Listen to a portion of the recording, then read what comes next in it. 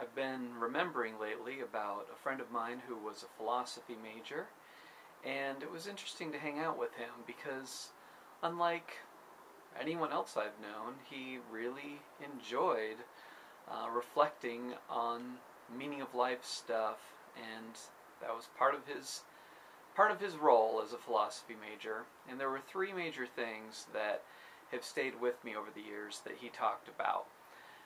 One of the things that he said was that when he makes a choice in his life, he makes it on what will cause the least stress. And I think that this is a good philosophy as long as you don't use it to justify laziness. For example, you could say, well, I don't have a job, and Chris's friend, the philosopher, said I should choose the least stressful approach to life, and so I'm not going to bother getting a job because it will stress me out to work. However, when you think about that, it ultimately will create more stress in your life if you can't meet your basic needs, if you can't provide for yourself shelter and food. And so, in the long run, it actually creates less stress for your life to support yourself, unless you have someone else who can, take care of you. And the other thing that you have to keep in mind with this perspective of choosing less stress is that there are sometimes in life where you are guided to do something that might take more effort and more energy. And let's say if you're guided to write a book, you could perceive that as stressful.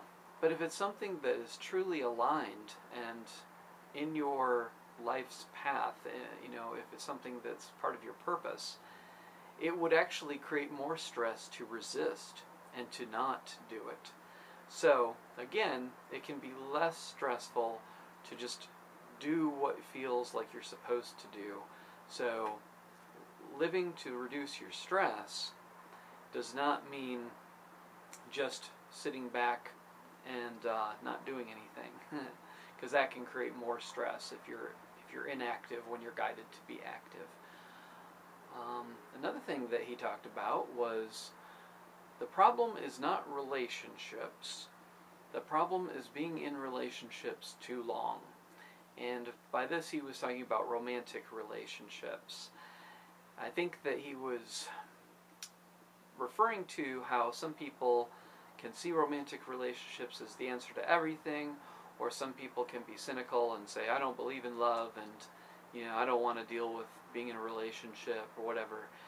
And his perspective was more a balanced perspective, that you can't generalize and say relationships are a problem, but a lot of times when people have problems, it's because they are staying in a relationship after it has become unhealthy and that they're resisting moving forward.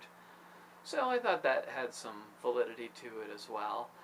The third thing that he talked about, which is something that I think he wanted to wait a while until he and I knew each other, so I wouldn't think that it was strange for him to be talking about this, but I think there's some validity to it, so I'll share it with you as well.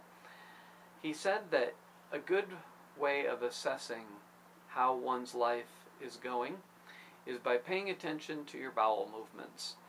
So he would say that,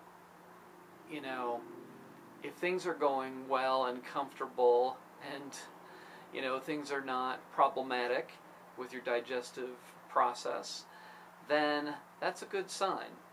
And I think that can be tied back in with the first statement about choosing to live based on what choice will bring less stress into your life, because there seems to be a very strong connection between stress and your digestive system.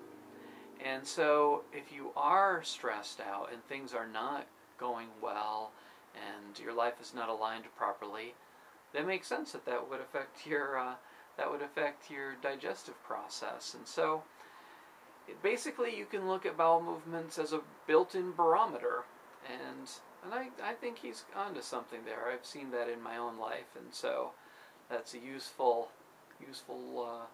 tool. Thanks for listening.